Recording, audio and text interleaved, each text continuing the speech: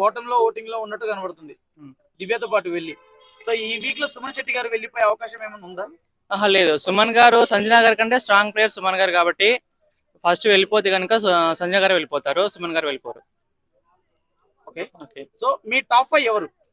మా top 5 first Kalyan, second Emmanuel, third Tanuja, fourth Pawan, 5 Ritu.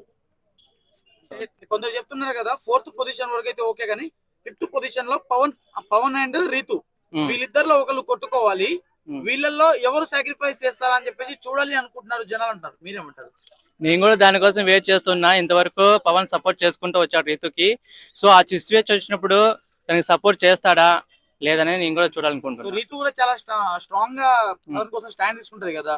So ఈ విషయంలో ticket to finale last place వీళ్ళిద్దరిలో ఒకరికే రావాలన్నప్పుడు ఒకరు త్యాగం చేస్తారా లేకుంటే ఇద్దరు గొడవ పడతారా?